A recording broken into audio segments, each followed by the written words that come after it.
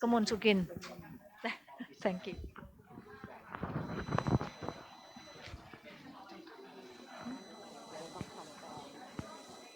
Bye.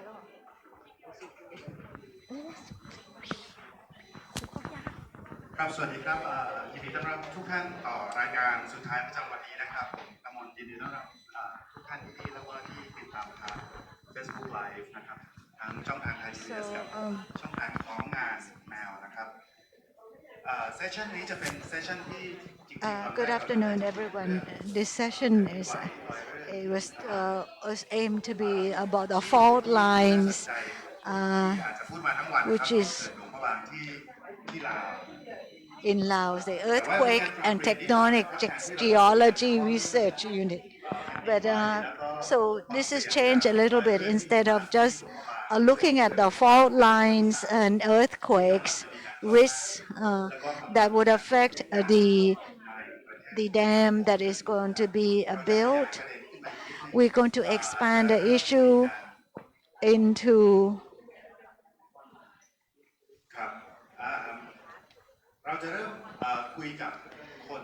we will start with talking to the producer of the documentary on the dam at Luang Prabang.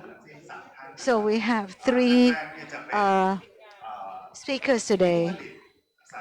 The first person is a speaker of the documentary, the producer of the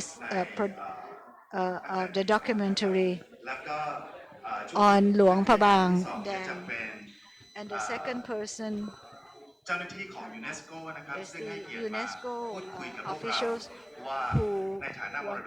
who's going to talk to us about the status of the World Heritage site. And then the third person is the academic who works on this fault line of the tectonic plates. And we will end up with a viewing of the documentary.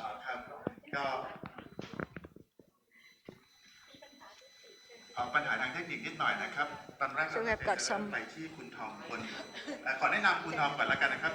Let me just introduce Kun Thom while waiting for him to come back.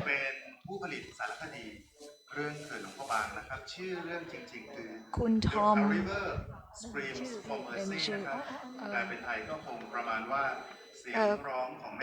The title of the document, the film is A River Screams for Mercy.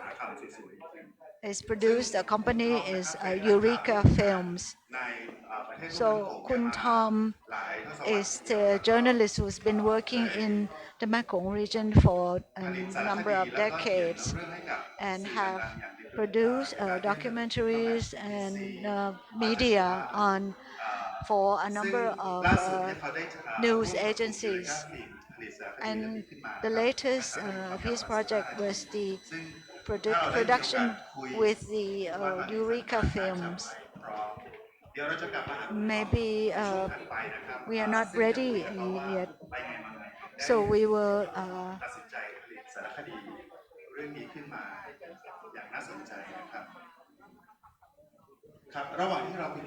while we're waiting, let me introduce the second speaker. He's Kun Montira Unakul from the cultural section of UNESCO.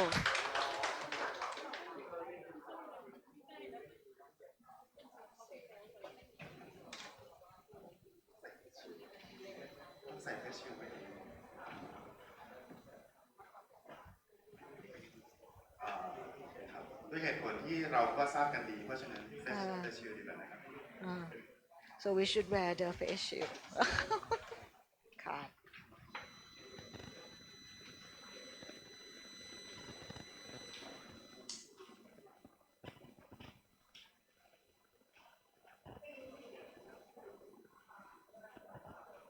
ขอโทษครับผมขัดนิดหน่อยนะครับ Sorry. ครับคุณมนทิราช่วยแนะนำตัวเองหน่อยนะครับ Kun Montira, could you introduce yourself and about your work at UNESCO and how is it related to Luang Prabang Dam? So first, good afternoon, everyone. My name is Montira Unakul, and I work with UNESCO, particularly on the section on World Heritage Sites. As you know, that Luang Prabang is one of the World Heritage Sites that is quite well known, and it has been voted actually the most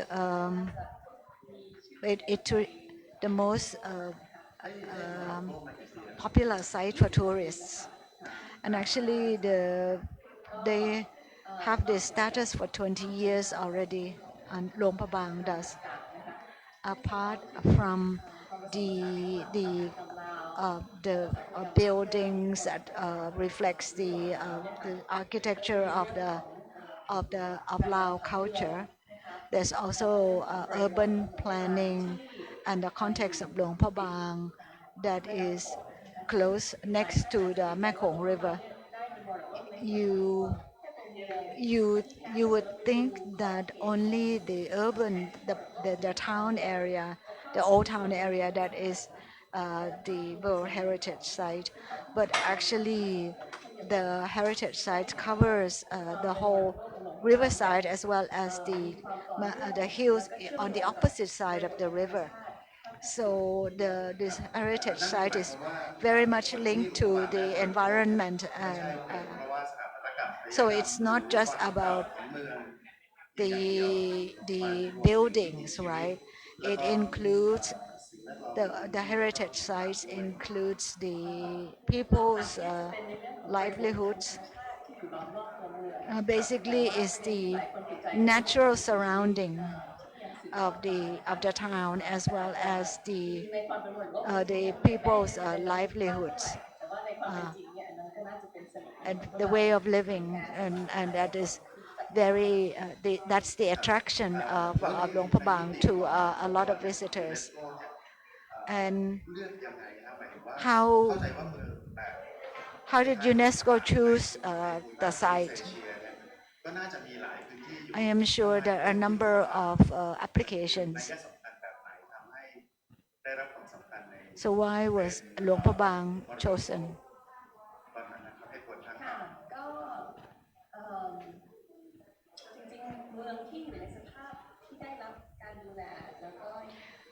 Is was actually a town that is like Luang Prabang. There may be a lot of them, but they were able to maintain their physical appearance and also the way of living that is becoming rarer all the time. Let me just we will get back to Luang Prabang later.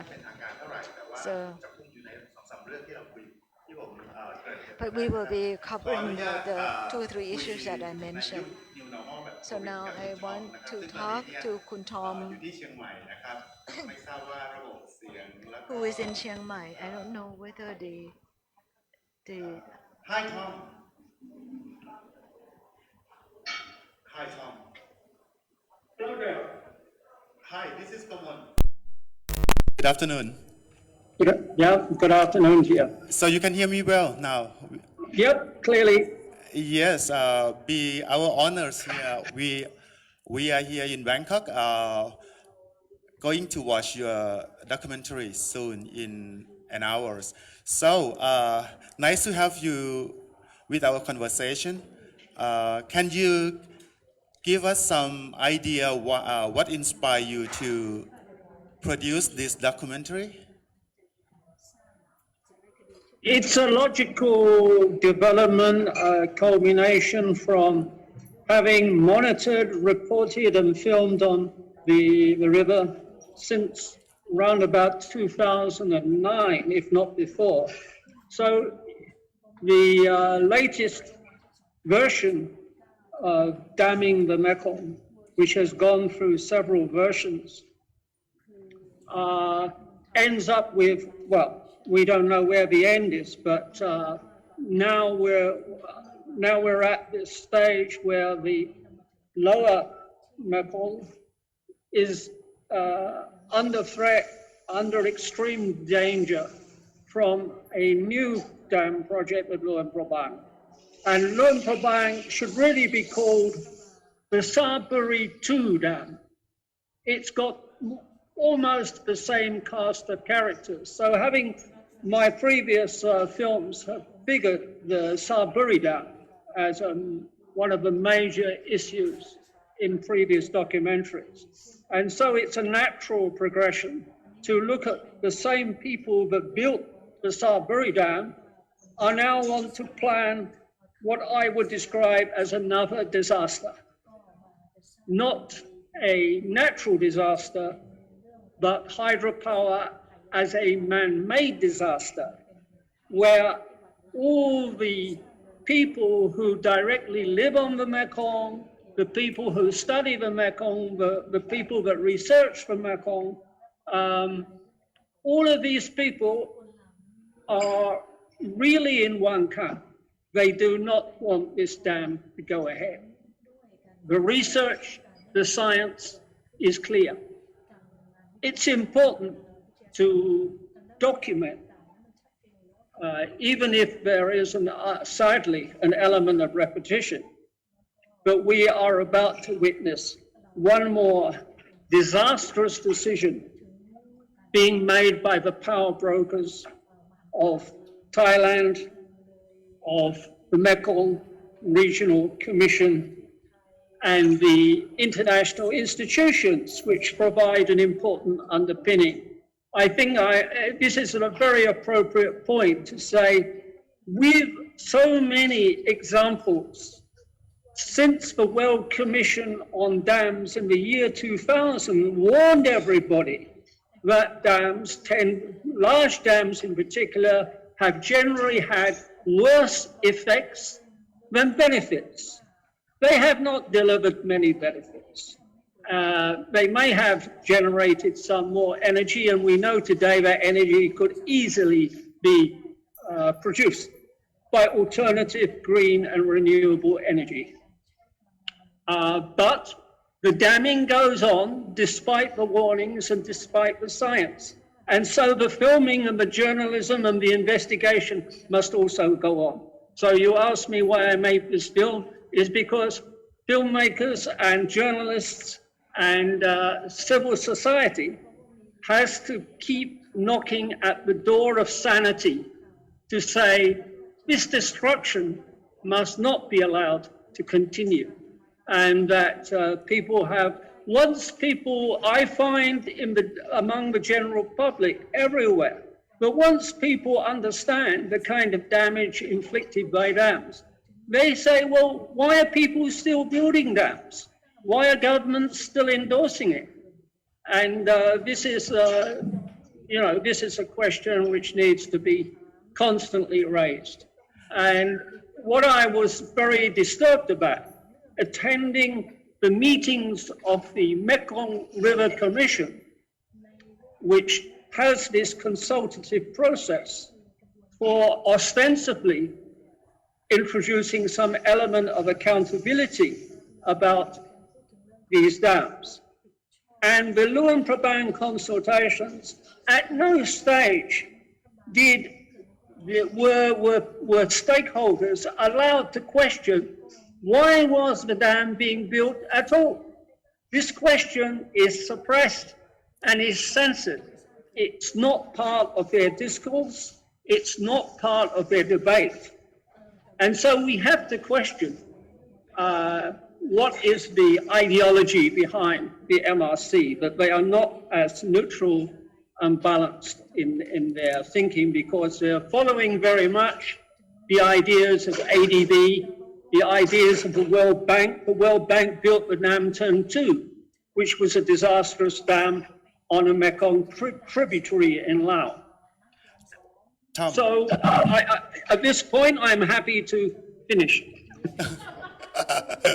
Yeah, so you mean your documentary will talk about the disaster that disaster that you just mentioned, and also yes, we look at it as a disaster, another disaster in the making. Yeah. If it goes ahead. So what is the most dangerous disaster from from your perspective as like producer of this documentary? Sorry, could you clarify? You What is mean- what is the most disastrous thing about this particular dam? Yep. Or, For the Luang Prabang Dam, from your explorations, from your investigations, well, the what is- range. Yes, we point out on the one hand, like the Saraburi Dam, it will reduce fisheries, it will reduce food security, it will lead to the erosion of river banks, and that in turn will constitute a menace to the World Heritage Site of Luang Prabang, which is also the World Heritage Agreement between the Lao government and UNESCO, signed in 1995, is also protecting the natural heritage of the Mekong River, which flows past and around the World Heritage Site. And so this is, I hope that in your general discussion, this issue is going to be raised further, that right Yeah. now the Lao government is in violation of their agreement with UNESCO. Yeah. So you're quite believe that it will affect to status of UNESCO World Heritage at a certain level. The dam. Well, I mean- we know that UNESCO is very unhappy because the agreement protects, it says any new installation in the river should be the subject of a comprehensive, what's called EIA, and also an HIA, a Heritage Impact Assessment. And this the Lao government has not done, and the developers have completely ignored this problem. Yeah. We have Of course, another. and the developer is Thailand, is Chor Kan Chang. Chaw Kan Chang, you mean? Yes, Uh-huh. this is primarily a Thai Lao dam. Right. I think one last question for this conversation. We are going to discuss on the risk from the fault and earthquake issue for the Luang Prabang Dam soon after this. So do you have any idea on the risk from the earthquake factor for this project? Well, I believe you have someone on your panel who is the expert Right. on this subject. But how about your perspective as one journalist who Yes, investigates well, this? I have published twice on this subject. One was in the South China Morning Post, and more recently, another story.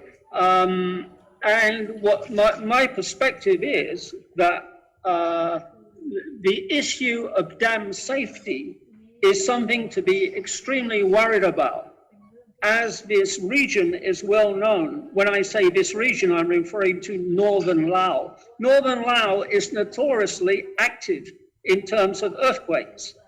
Only a couple of years ago, there was a 6.4 earthquake, which was actually closer to Saraburi dam site than the Luang Prabang one. But the point is, there are also active faults very close to Luang Prabang, which you're going to find out about from someone far more expert than me. My perspective is the recommendations of the Mekong River Commission to the developer that they should have an independent assessment or a panel to look after dam safety with regard to the Saraburi Dam years ago has never been implemented.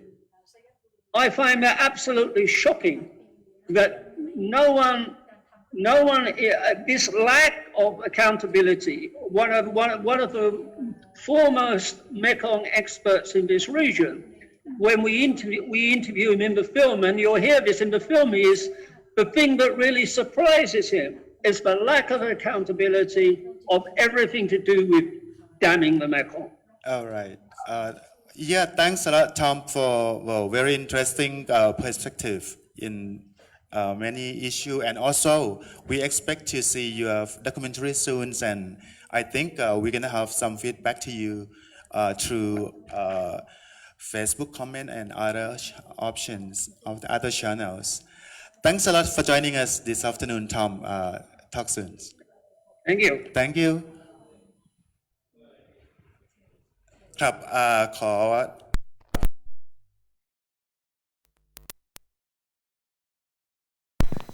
panel.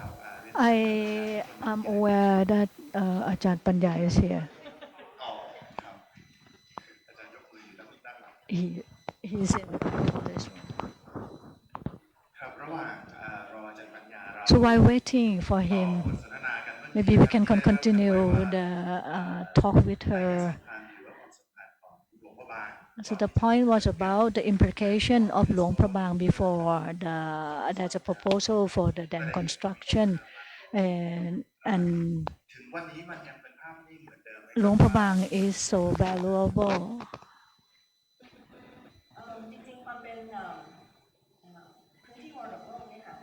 By being the World Heritage, Tom has mentioned about the legal aspect. So many countries have ratified the Convention on World Heritage, and so once the countries ratify this convention, they have the mandate to follow the convention and to follow the rules, the laws and regulations. So for the World Heritage Committee has the mandate to define or to define the site. And when we talk about the value, the international value of the site, but beyond that, there is also a point or aspect about the ability to protect that World Heritage site or not, whether the government has the money, the mechanism to guarantee the international community that the government is ready to protect the heritage sites if it is granted. If it cannot be taken care of, if the World Heritage Site cannot be taken care of, it will not fall in, it cannot meet the criteria of the World Heritage mandate. So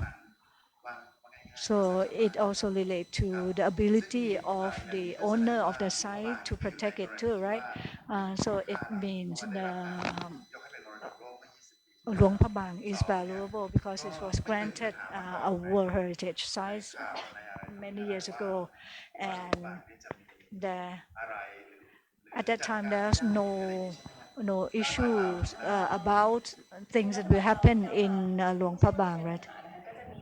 Well, in fact, there are some problems here and there, or occasionally the issue include the management of the new buildings and the management of tourism. You probably are aware from the media that there's kind of change of management that affect the setting or the livelihood of people in Luang Prabang. So for the dam construction it is another issue that lead to the concern of these World Heritage sites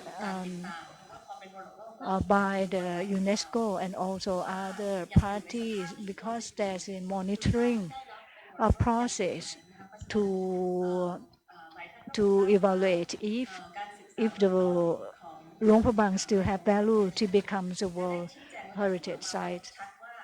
And from the study of MRC, it is clear that if dam is collapsed, Luang Prabang will be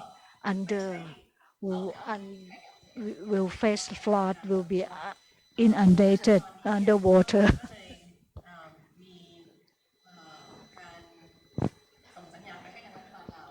So there's signal that's sent to the Laos government, and we are monitoring it.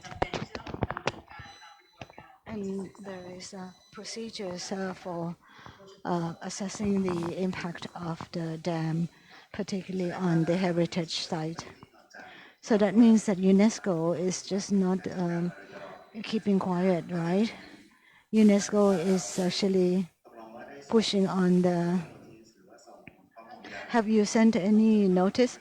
Yes, we sent letters to the government raising the issues.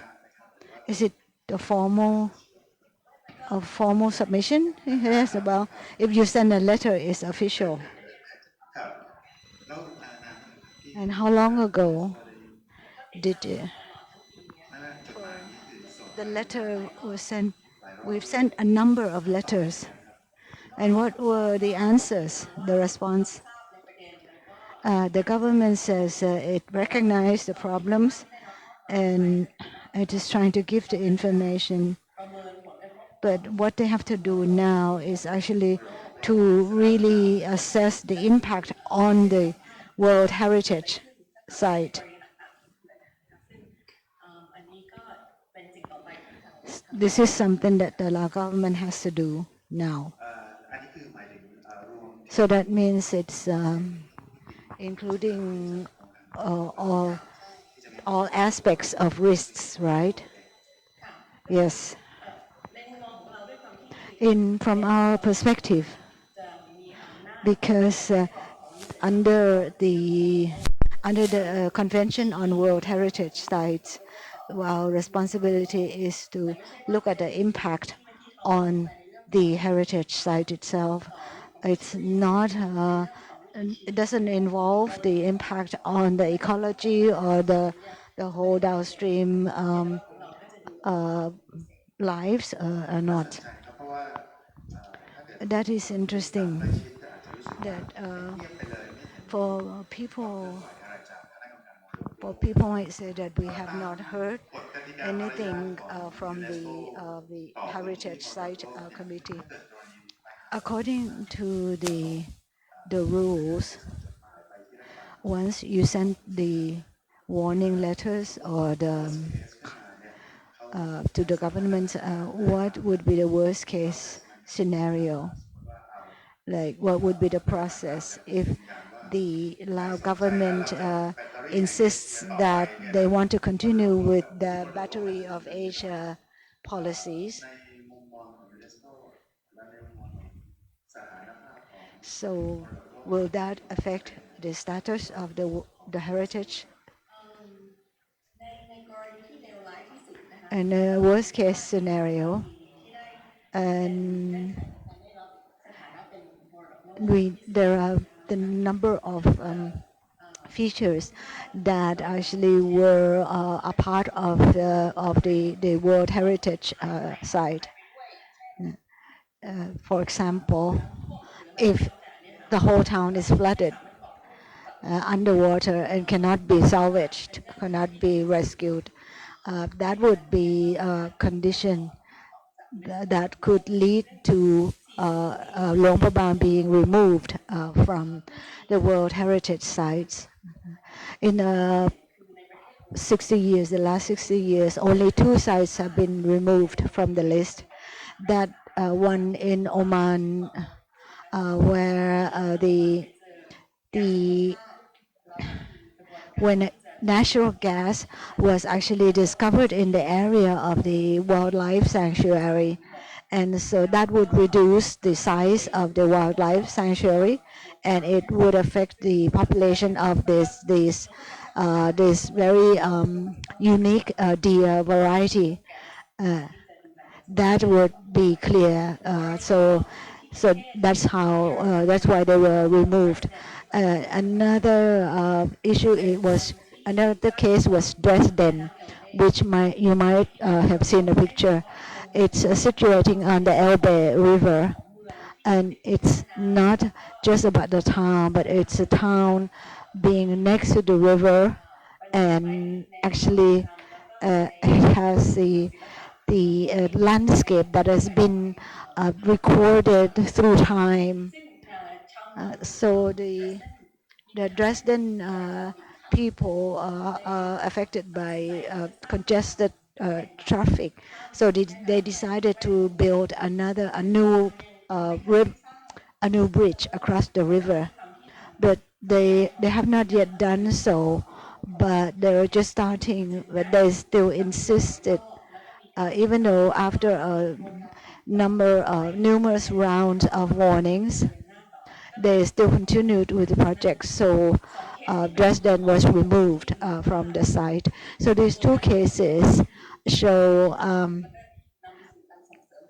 it's a showcase to show that UNESCO's process is not just about the beauty of the town and buildings, but it's actually about the maintaining the whole ecosystem of the site, and also that UNESCO is trying, it's not just about whether the government is doing what UNESCO wants them to do, but it's about maintaining the aspects that are valuable, and that should be conserved by all sectors.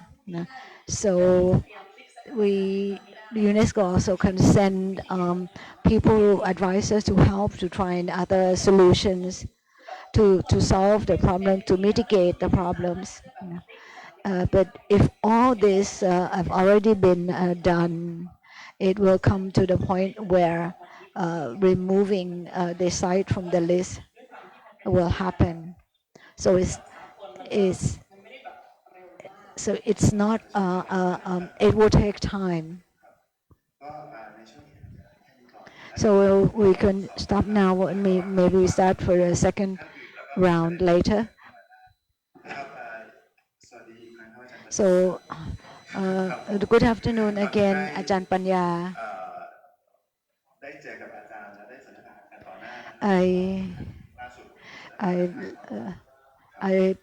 Lately I discussed with Ajahn Panya online. So now let's go to the issues. You have heard Kun Thom, right? So as Kun Montira says, that if it's a worst case scenario, that means the Luang Prabang will be inundated. If it comes to that, it should. Can you give any opinion on this? Maybe you can start with explaining your background. How do you get involved in this dam project? You used to teach at Chulalongkorn University, right? And you were a project called EATGRU. Earthquake is actually an acronym of Earthquake and Tectonic Geology Research Unit. So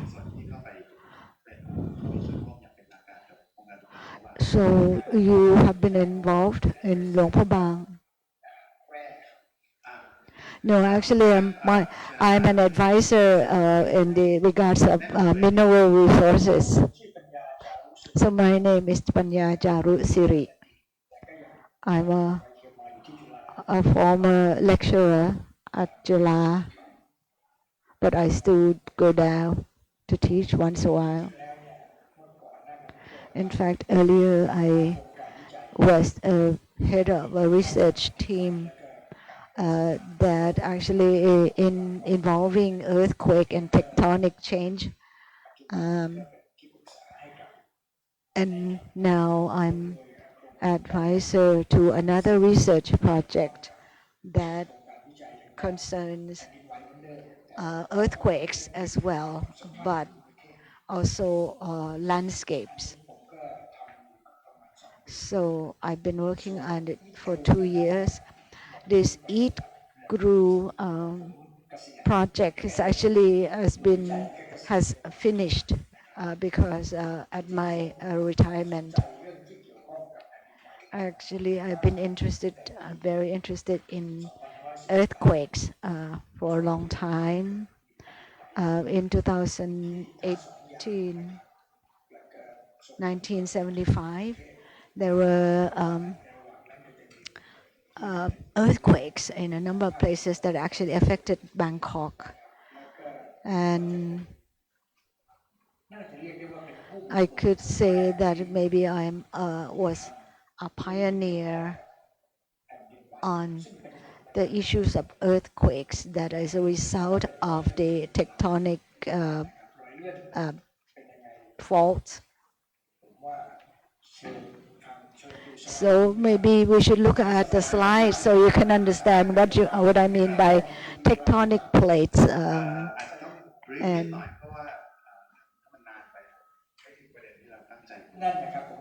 maybe you can try to be brief.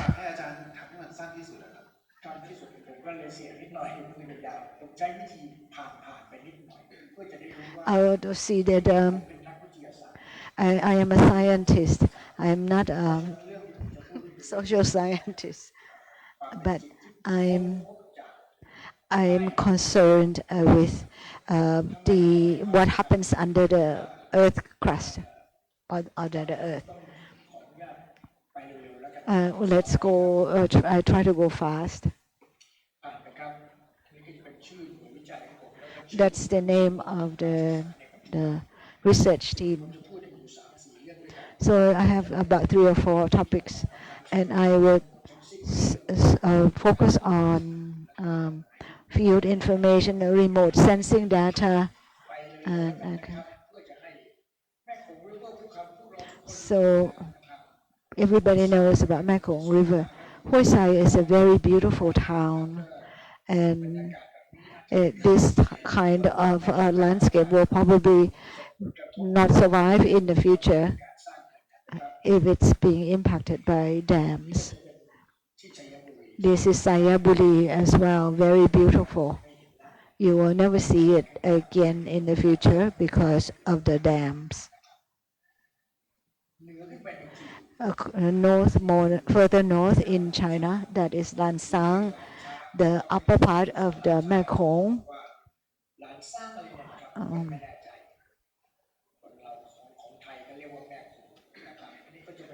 This is also the Lansang,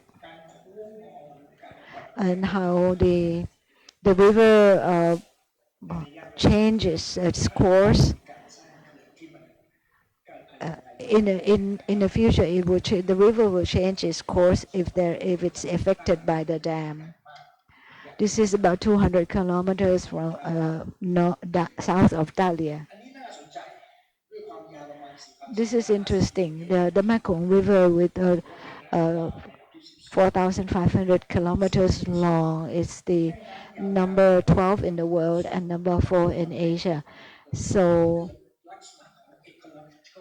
the Mekong, being its length, has created interesting ecosystems, and for sure these will change.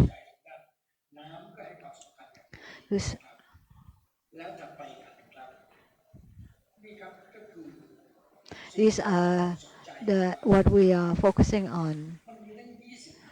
20 dams, whatever you call it, but they will happen. We cannot stop China. We cannot definitely try to delay the Chinese dam construction, and we cannot actually talk to Lao PDR either, and because there was an earthquake in the year 2005. At that time, I was teaching at Jula, and the mineral resource departments have a good relationship with the Lao counterpart.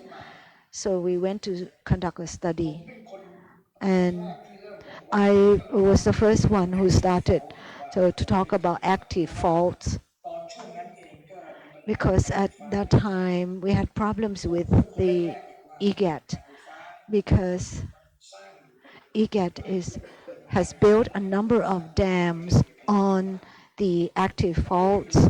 I was wondering whether they were active faults, because active faults will affect a large structures, particularly if the dam is situated right on the fault line. It will definitely collapse in the future. So if the earthquake is at the above 5, that will definitely destroy the dam. So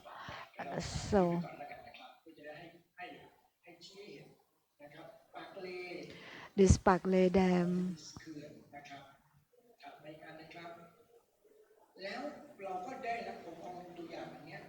this is so I showed this photograph to the Laos authority.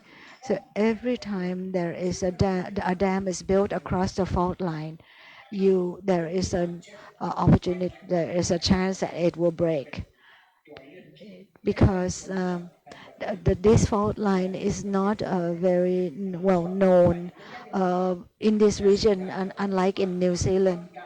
So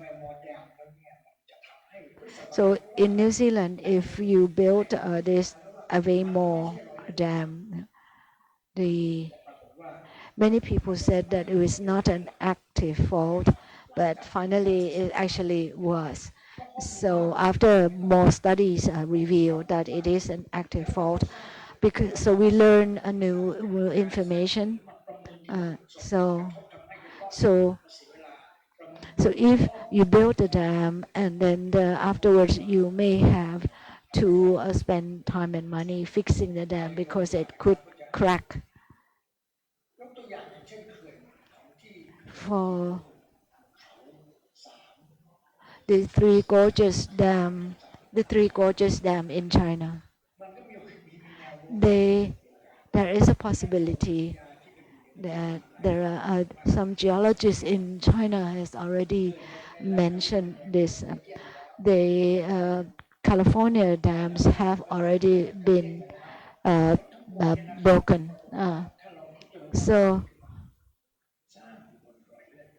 So these are dams that were built on the fault lines. In Taiwan, in the same way. In Argentina, the same thing. Why do we build it on the fault line? It's not. It's a question that can be answered easily, because it's the least. It costs least to build on the fault line. So if you have the valley that is straight, that you have to examine if it's a fault line. If you assess and then it is not an active fault, which in my opinion it's a very low percentage. So what you have to actually to do is to really find out when was the last time the fault actually moved. It had to be more than 10,000 years ago. In the US, they use this criteria of 10,000 years ago. The last movement had to be over 10,000 years ago. So if there was a major earthquake 10,000 years ago, more than 10,000 years ago, that means the fault is still active. That means that you cannot build a dam on across it. The International Commission on Large Dams have stated this clearly, that so if the fault line age is less than 30,000 years, you should not touch it. But there are people still argue, because actually the best place to build the dam is along on the fault line. But you have to first assess whether it's an active fault.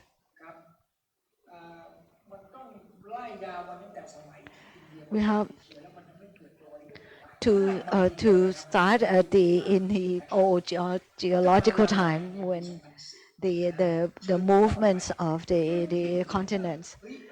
So Lao invited us to try to identify active faults, and we concentrated our research on the north of Laos, like this landscape, and we used the satellite images to do the assessment. This person in the middle of the picture, he is now the Director General of the Department of Mineral Resources or Geological Resources. He places a lot of importance to the fault lines. Yeah. And he actually was my student. But at that time, we conducted the study together, so he learned about how we can do the mapping. So we came up with a lot of maps, and we know that this fault from Dien Bien Phu, it actually very long. It goes all the way to Nan and Uttaradit, and earthquakes had happened there before, and there is a relationship between Luang Prabang, the old city, the old capital, and this fault line, which goes through the north of Thailand. All these lines are fault lines. But how do we eliminate some of them and leave only active faults like this? It's not easy. For example, this is in New Zealand. Here is Utah, the US. So if it's like this, it will be connected to the fault lines. And Gobi Desert in Mongolia, you can see the fault. So, but it's difficult for us to identify fault lines because the climate, the weather has actually kind of obliterate the evidence of the faults. So we try to. This is Sayaburi Dam, and after we conducted the studies in 2014, we said that there is a chance that a major earthquake will take place, and we were arguing with the construction firm. We tried to convince them that there are plenty of data that Luang Prabang and Sayaburi have the signs that there are on fault lines. We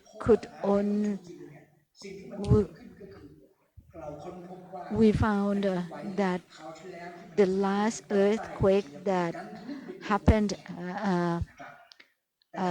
below Sayaburi was in the area where the earth was hard, but we dug down and in fact, and we found that there is a chance that it could be the active fault, but it only could be active in the hard rock, not soft rock. This is the geological terms. If there are faults in the hard rock, that means it's a dead fault. But if it's actually on the soft layers of the earth, we need to conduct more detailed studies and to try to come out with how old it is. However means you have to come out with a figure in order to identify whether it's active or not. Yeah. And our data that has been collected by the team and the data that the company has are different sets of data. So they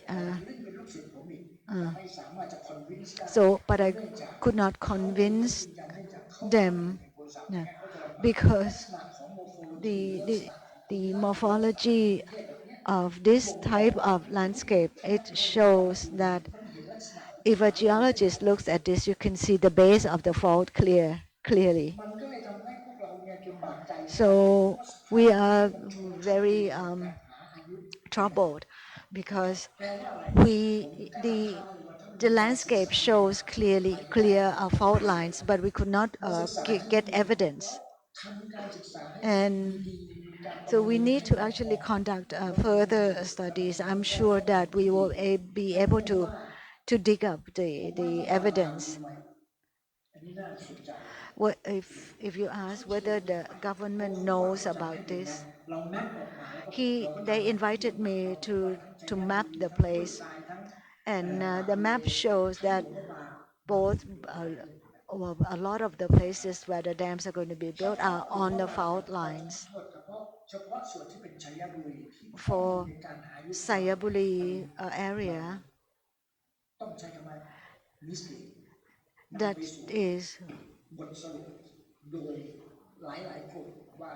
was misleading information because the fault line actually goes through the hard rock, but they did not mention that the last earthquake in Sayabuli actually occurred in the hard rock area. So I didn't like the way they're trying to push their conclusions, but we concluded scientifically. Could you go to the last page? So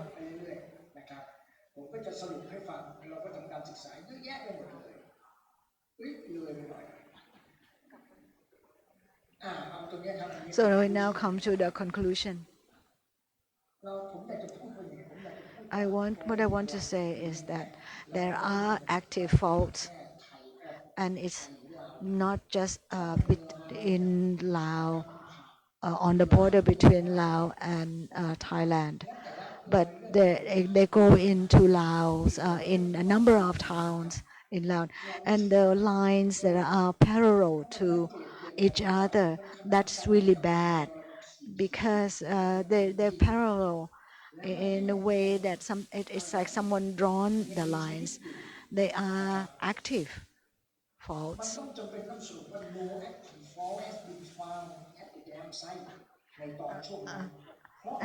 At that time, we concluded that no active fault have been found at the dam site because we used the criteria of 10,000 years after the last earthquake.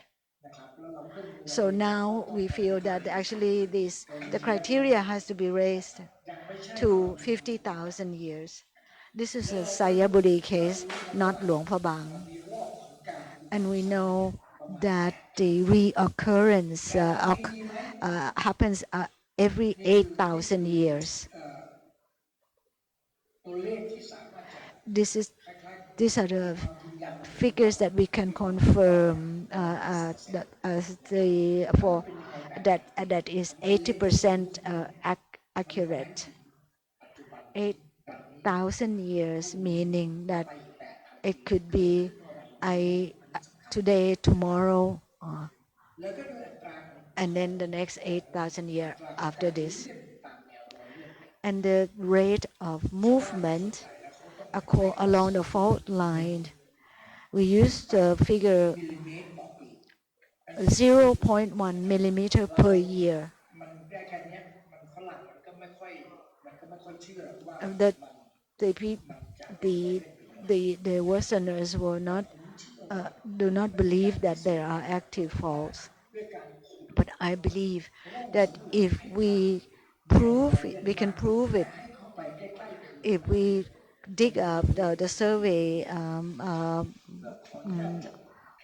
bore holes closest to it. I just have to stop here so to save time.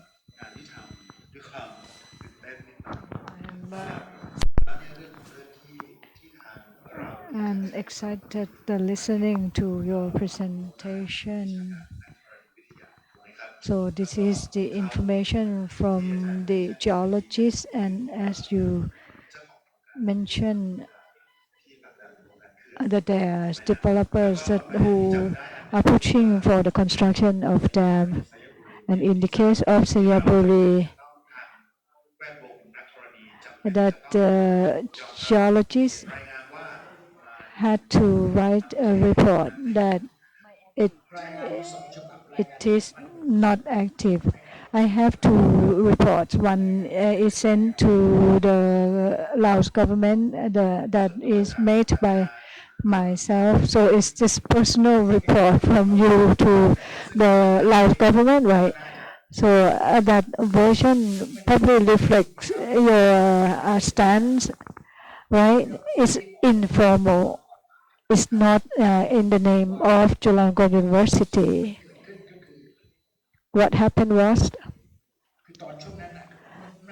during that time, it was about 15 years ago when we conducted the study. At that time, I was probably not so skillful as other geologists who were so skillful and employed by the company to challenge me or to compete with me. So in the report, so according to the US standards,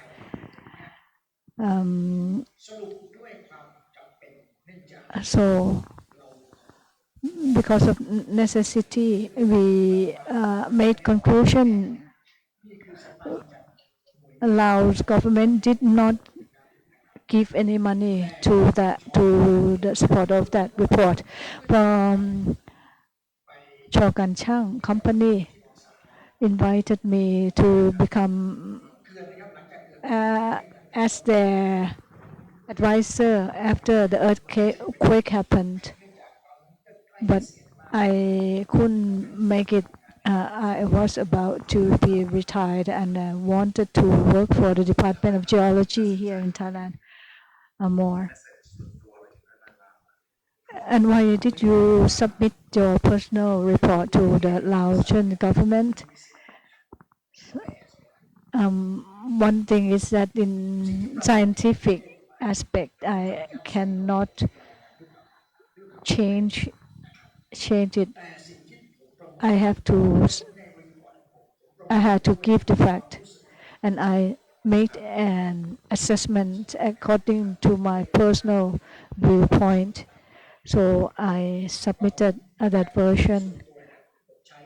Personally, I used the information or the data from what I saw and from the information that I had. So it's just by your instinct, right? Yes.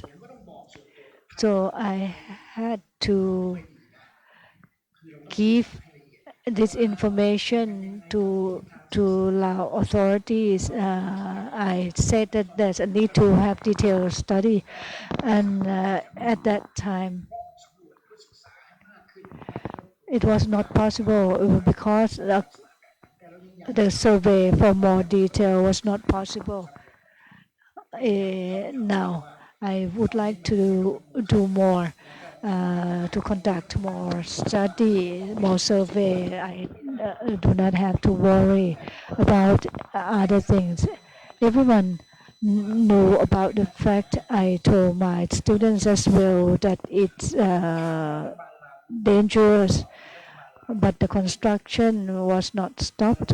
Whether the government knew that? Yes, the Department of Geology or Natural Resources of Laotian government, they were aware of it.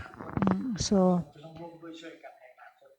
in as a scientist, I could not say that you could not do certain things. So what I could, what I can say is that according to the geography and the faults, they can reflect and the reality. So and it's the USDF is the kind of the role model for the study of faults internationally. So the main question is whether Luang Prabang is at risk of facing earthquake and whether it will be devastated. You want to get personal view response or what? So from what you have told us, one thing is that you are trying to explain to us that according to the scientific information and the geologists had to say that because of limited information, the risk was not so high and the construction was possible. No, it's not risky, right? There are two words that are important, and maybe we use the terms wrong. One is risk, and another term is danger. I can say is at risk. If we want to assess the risk, we need the information. We, as a geologist, we can warn that what site is at risk, and we can warn that there should be no activities around that area. And one thing, it is based on fact. And so the fact, the number one conclusion, is a fact that the falls actually exist in the areas of Sayabuli, Luang Prabang, and Udom Sai. But second point that is there is no insufficient data, so you have to conclude that there is no active fault found. And the earthquakes actually happens, and if you look at earthquakes that happened, at a 5 or 6 Richter scale, you have to stop if you're going to build a dam or on that site. And this 8,000 years is the smallest, the fewest number of years that we can assess, we can state. So we can, but the, the what's lucky is that the slip rate or the rate of movement, it's not as big. So I did not say that there are no active faults, but I have to admit that there is insufficient evidence to prove that. แน่ๆสองเนี่ยก็คือว่าจะมีพลังมากพอที่จะ So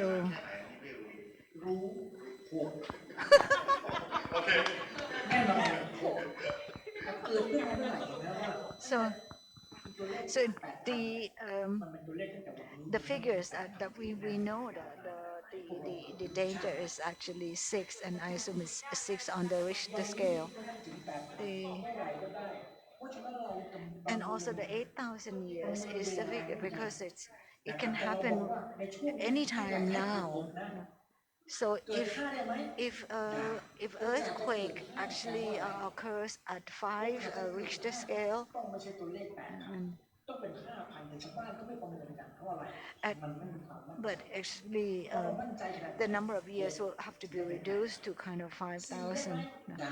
Or if it's 4, 4, 2, 3, 2, 1, 4, no?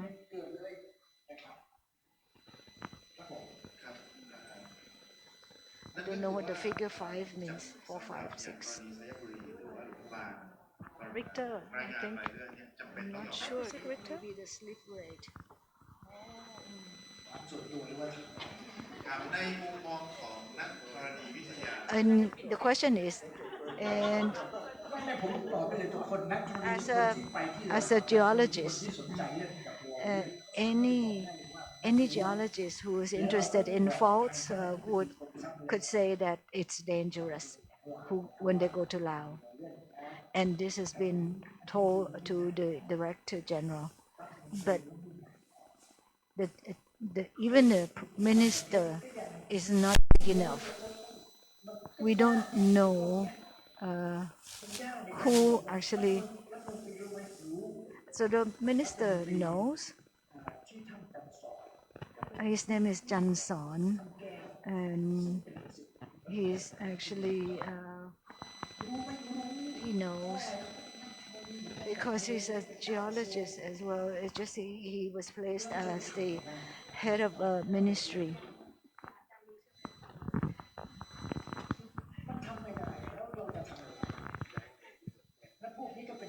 And these are scientists, so there is something beyond nature operating here. So now I'll change my question. If you have the power to issue some rules on these faults, how would you come out on, how would you have a set of rules for reporting on faults? And it has to be China. So you mean move to China? If everything on dam construction depends on ICO and USDS. But China is trying to do everything about building dams. They never paid attention to anyone. But what they want to do right now, as I know, is to set a standard. So in order to compete to the other agencies. So we have to push China. But what's difficult is that if ICO knows that you are building a dam on a fault line, an active fault line, it would be wrong. But every time, though, ICO keeps saying that there's no problem, there's no problem. So if I want to change things, I think you have to be China to be able to affect change. And China is building 4 more dams. Will they build them in the future? Do you want to bet?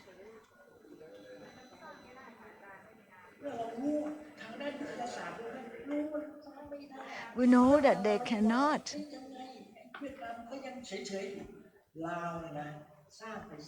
Lao built 10 dams, and the effect on the Mekong Delta is already appearing.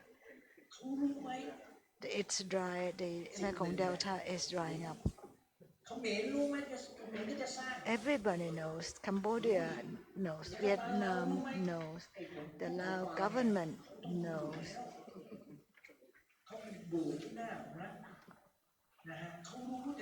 They know, but they don't know what to do.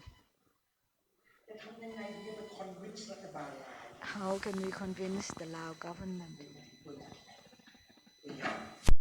The big guy, I mean. ไม่ต้องถึงขั้นให้คนลาวมาดู So do we need the Lao people to rally ถ้าในมุมของ in a protest rally? อาจารย์ My friend died. คุณสมบัติน่าเชื่อไหมครับ May I ask Ajahn a question? You said that people always choose the active fault line because it costs less, right? Can you explain that why it costs less? Yeah, because it's a valley, right? When you build a dam, you have to build a dam across a valley. ไม่ได้ว่าได้ชิวก่อนก็ได้ So the valley, the two mountains here, if the valley is narrow, there are two types. So if it's like the slope is less, so you build a longer dams, right? So if the slope is very high, the degrees of the slope because it's so this kind of fault, this kind of valley for sure is sitting on the fault line. This type of valley shows. But what we have to do is to prove that it's not active.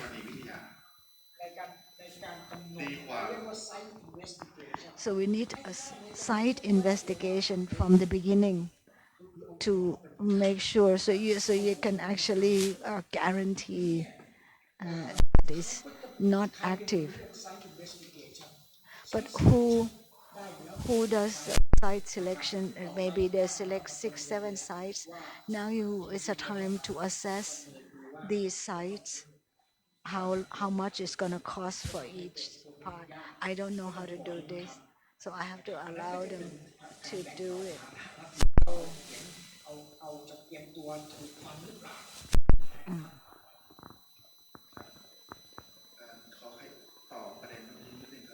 just further on your issue that so in the end, the interpretation whether there is risk or not,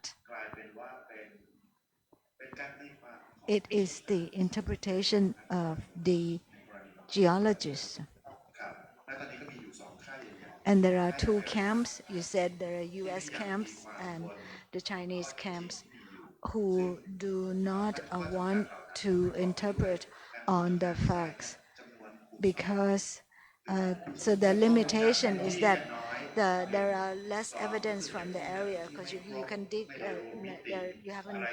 you're not able to dig too many sites, and also you have to collect the data about the geological movement in the areas and back in the past too. So all these factors for geologists, these are important information, but they are not included in the interpretation by the dam builders these days, right? So now we are there's some politics about setting up new standards on identifying active faults. Is there a tendency, a trend? Because this is an important issue, but is there a way to actually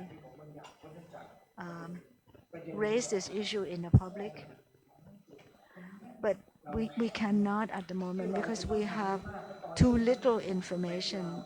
That is why we have to collect more information.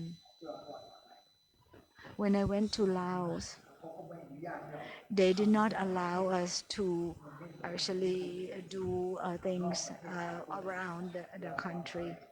Yeah. I'm trying to say that if we also want to conduct in the country, ขอเป็น but ทำให้เลยเดี๋ยวผมจะขออนุญาต may I รอบสุดท้ายจาก let's just hear from the last round from both of you. Anything else you want to say? Please read my conclusions. They are clear. Number ได้อ่าน Number two, you have to continue to say that it's no active faults have been found. Why? Because of what? And but in my mind, I believe from all the information that I have, that is that enough? Yes. Can I ask one more question?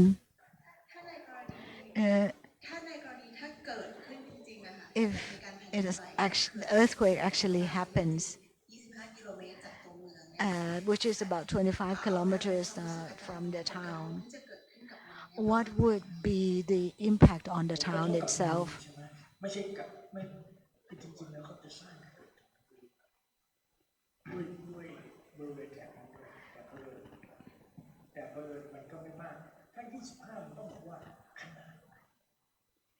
So what we are afraid of and what we cannot tell is that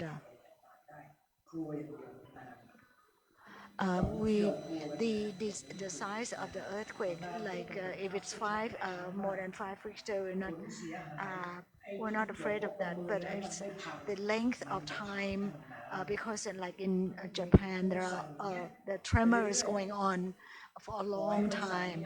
So if they keep shaking, and then there is no way we can predict the aftershocks. So that's what I'm afraid of. It's not the size of the earthquake itself, but the length of time. Why can't you declare it a World Heritage Endangered Site immediately? ทำไมเราไม่มี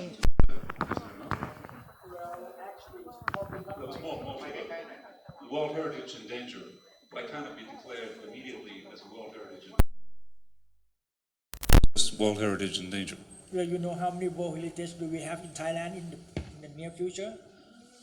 We are going to have another two. Yeah, but I'm saying, why cannot this be done? If we say something about Laos, then maybe they're not going to select ours. Well, one more question. If Thailand does not buy the electricity, then Laos will not build the dams, correct? Impossible. I don't think Thai would. So why don't you don't need the electricity and you don't need it from the dam? So why No, they? we cannot have dam in Thailand. No. But the thing is, you don't need the electricity right now. Well, in the future, who knows? The future.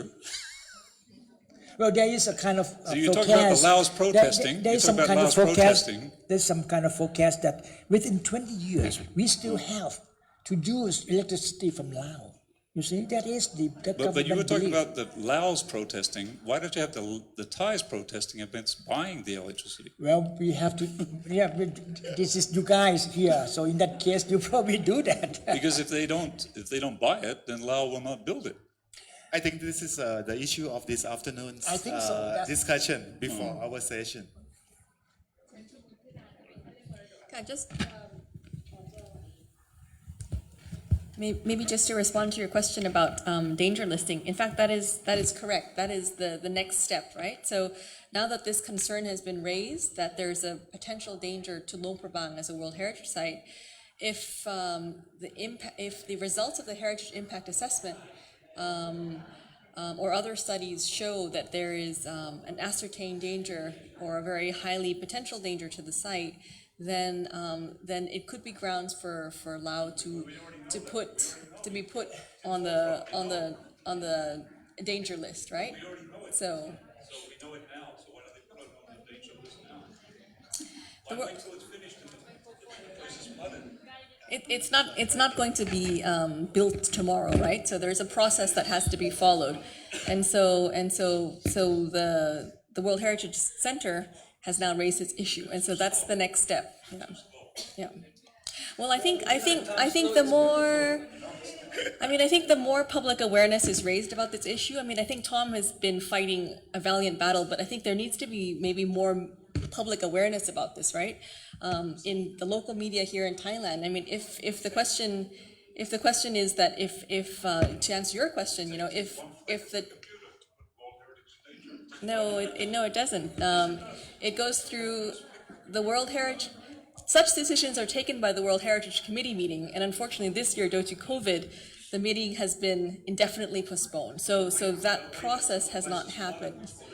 I don't think so, but I think the media has an important role to play in raising awareness, especially to answer your question, if the Thais don't buy it and there's enough public attention and public pressure in Thailand to precisely raise this point, then I think that will be an important turning point in this whole scenario. And so I think, and then the other responsibility I think is maybe in the scientific community, because as Ajahn was saying that Lao by itself doesn't have the technical capacity to do all these studies, but if Thai academics and the Thai scientific community and the Thai other agencies are able to assist with this kind of scientific know-how, then I think that would be also important in order to provide the scientific grounds on which to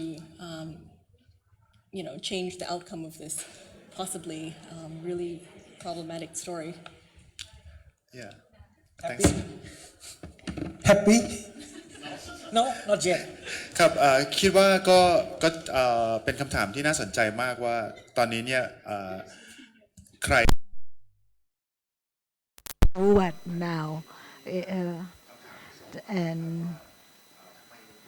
And questions like if Thai don't buy electricity from Lao, will Lao build the dam? That's and also whether UNESCO could do more. So that is another approach. So what UNESCO can do, it could also help. So I think this type of discussion should always lead to better answers. So I think today we have raised a number of questions, and I think we have raised the right questions on this issue. And for the details, let's watch the 15 minutes documentary by Kun Tom. Just one little thing, last thing. I get to go to Luang Prabang every year, and I like it very much. It's actually better than Vientiane. And what I have seen in the last 5 years, it's got more dirtier. Especially the outside of the town.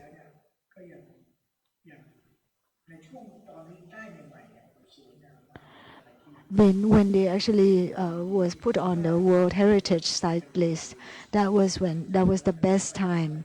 But it is declining. It's maybe because there are too many people visited the town, and there's been no regulation in terms of tourists, and so if we can actually raise these issues about how to preserve the heritage better, that would be another issue. So let's watch the document. Let's go to Luang Prabang together.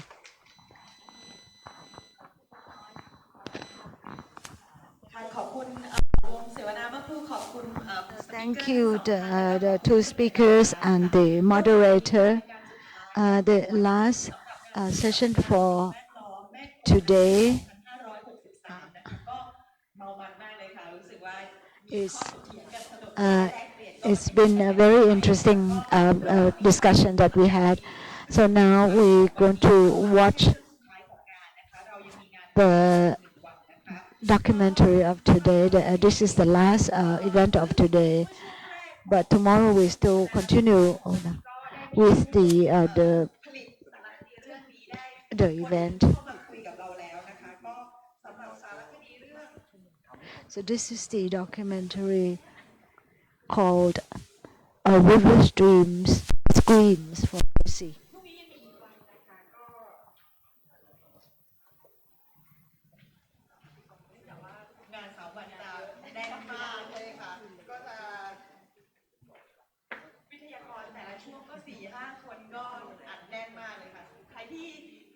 'So because we have one last day tomorrow.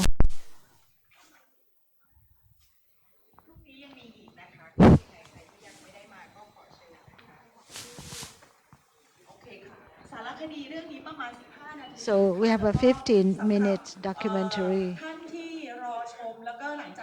for. Please, when you finish watching, please fill out the evaluation forms for us.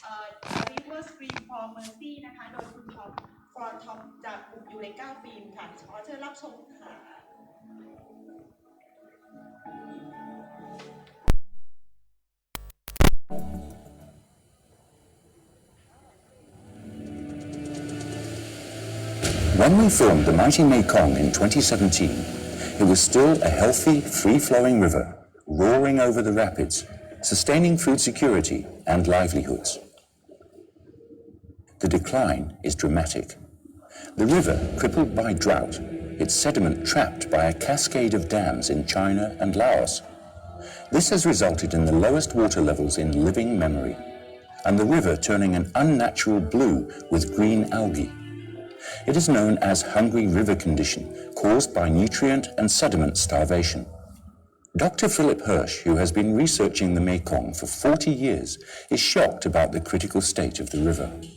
So it's all the more shocking to see that now many of these seemingly alarmist predictions turning into reality. We couldn't imagine that the Mekong would be the colour it is. We couldn't imagine that there would be a whole wet season when the water never actually rose to its high flow levels along the lower part of the Mekong. I feel most upset that there's no accountability, that those who've been warned and were giving nice calming comments earlier on are not held accountable. However, instead of accountability for all the damage done to the river, the dam frenzy continues. You can almost hear the cry of anguish of a stressed-out river. But the profit-minded dam developers are not listening. They are too busy rushing ahead with their next dam. They plan to build at a very risky location, only 25 kilometers upstream from the world-famous heritage city of Luang Prabang. This cruise boat from Luang Prabang brings tourists on a 2-day journey to the Lao-Thailand border. Expanding ecotourism is a vital factor, both supporting world heritage and the local economy. The first stop is at the popular tourist attraction of the Pak-U Caves. They are also important as a Buddhist shrine. Lao people are alarmed that a dam could be built only 4 kilometers away. The Lao government's rush to dam may well be in violation of the 1995 UNESCO World Heritage Agreement. Mekong conservation groups in northern Thailand are calling for urgent action to set up an independent heritage impact study on the Luang Prabang Dam.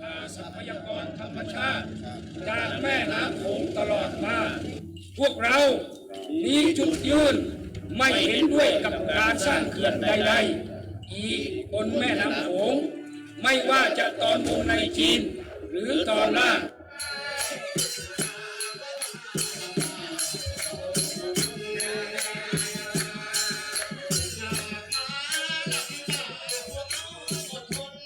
At the 2017 festival in Chiang Khong, People enjoyed music and art dedicated to the conservation of the Mekong in defiance of the Chinese navigation plan. But do these rocks and islets have so much importance? This area have about 11 sub-ecology, and the sub-ecology is very important for the river. Many people from Bangkok, including former Senator Krisak Chunavan, joined the rally in Chiang Khong. Well, you know, the Mekong provides a huge wild catch for as far as protein intake is concerned. You get rid of, destroy this natural habitat, for instance, these islets, species will disappear. Endangered already because of the unnatural flow of the river. A Chinese ship conducts a survey mission in the Mekong. The ship is soon surrounded by protest boats from Thailand. แต่เราเอาชนะได้เพราะสมัยนั้นรัฐบาลต้องฟังเสียงประชาชนสิทธิเสรีภาพเรามีสูงสุด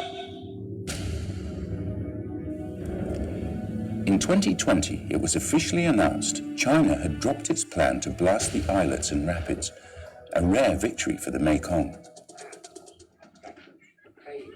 Here we see Niwat Roykao, a founder of the Chiang Khong conservation movement, making offerings to the spirits that protect the river. This ceremony marked their 20th anniversary. It was also the community leader's 60th birthday. In her speech, she praised their efforts, saying, "Let me congratulate you for your peaceful protest and people's power." China has completed 5 dams on the upper Mekong. The Xayaburi Dam is the first dam launched on the lower Mekong in 2012. Lao government's Deputy Minister of Energy is the key player in their plan to harness every tributary and river for hydropower. We are very confident that the impacts, if any, will not be significant. We are very confident of that. Chor Khan Chang, the dam builder, is Thai. The $3.8 billion project is mostly funded by the Big Four Thai banks. Thailand's state-owned electricity agency, EGAT, has signed the agreement to buy 95% of the power generated, even before the required environmental impact studies had been carried out. Even though there would be impacts or there would be changes to that, it would not be significant, not at any scale. But many Thai farmers living in the 8 provinces bordering the Mekong do not believe assurances from the Lao side of the river. Thailand's NGOs and farmers have led a series of protests against the dam. Former Thai Senator Krisak Chunavan insisted that the Thai dam builder Chor Khan Chang should be held accountable. In 2011, the Lao government hired international consultant Poiri Energy to help push the dam ahead. We are a consulting company and we are advising our clients on technical issues and on technical grounds. We show the way forward. How can we move forward with the project? What needs to be done? And when can things be done? A timeline. The company claimed they could provide an 80% success rate with updated fish pass technology. In Switzerland, fish ladders only deal with a small number of fish, whereas the Mekong has around 1,000 different species. Dr. Hua Meng, German-trained civil engineer, is not impressed by claims about fish mitigation. Building a fish passage based on experiences of Northern Europe, of Switzerland, and transferring them to the Mekong, to a large tropical river, is just not serious business.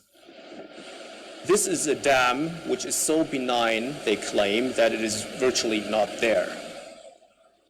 This is basically nonsense. It's ridiculous. MRC experts found many flaws in the 2011 Poiri report. Some of them are very, very fundamental. But then, oddly enough, the report recommends to go ahead with building the dam and fixing the problems on the way. Poiri Energy Asia is now promoting another Xayaburi-style dam in Luang Prabang with the same Thai company, Cho Kan Chang, with more or less the same design.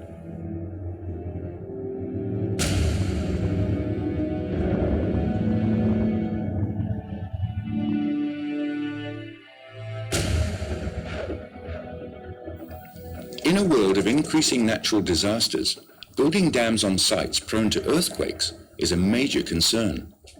The March 24, 2011 earthquake in Myanmar also inflicted damage on northern Thailand and Laos, as Dr. Sapan, a Thai expert on earthquakes, explains.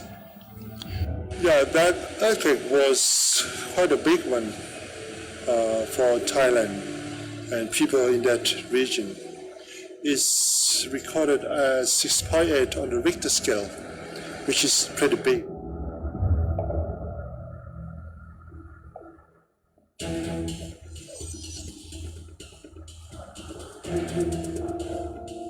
Even in that area, in Xayaburi area, there were a lot of big earthquakes occur already.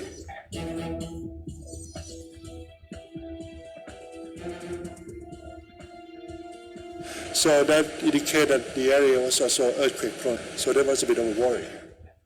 If the dam was hit by the earthquake bigger than what they have thought, then if the dam collapses, there's going to be a kind of inland tsunami. This World Heritage City, dating back to before the 16th century, exudes the well-preserved charm of a bygone era. Old Lao architecture and French colonial villas blend in harmony with nature's greenery, all of it flanked by the confluence of two rivers, where the Nam Kan River flows into the Mekong. This wonderful enclave of heritage comprises over 120 UNESCO-protected sites of cultural and historic importance. These temples exhibit uniquely Lao designs and folklore. In its heyday, when Luang Prabang was the capital of the Lana Zhang Empire, it became a regional center of Buddhism.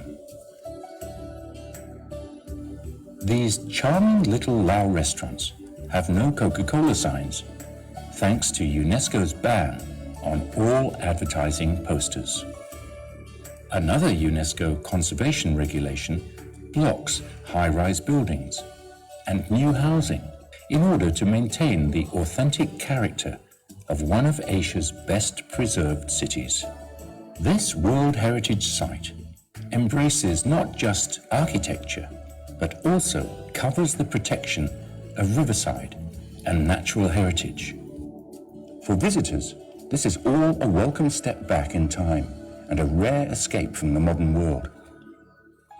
So who needs another dam planted in the worst possible place along an already suffering river? As we've already seen in Thailand, they have way too much energy, they have way too much excess power. As long as Thailand doesn't buy that power, we could expect that this project may not move ahead. Many critics wonder if it still makes economic sense to still be building big dams when there are so many sources of alternative energy. Well, the biggest change, I think, is the relative cost of alternative renewable energies, solar power, wind power, compared with hydropower. Dams are obsolete. Big dams are obsolete. There's no reason to build a large dam on the Mekong River, or probably on most rivers these days. The whole circumstances related to energy in the region has changed, largely because solar power has become so much more economical than what it was just a few years ago. I mean, the prices have dropped tremendously, and now we see solar power being much more competitive than it was, and really it's the number one choice now for a lot of energy production, and that should be considered by all the countries very, very seriously. solar has a potential to be much more economical, even for large-scale production.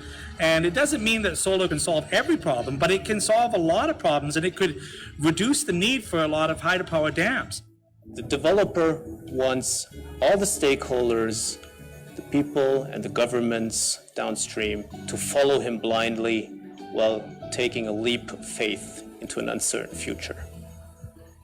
And to watch them take a very risky game of roulette based on biased advice. Now, the stakes for 60 million people are just too high for such a gamble. Will rapid advances in solar and wind technology make the Luang Prabang Dam obsolete long before it is ever completed?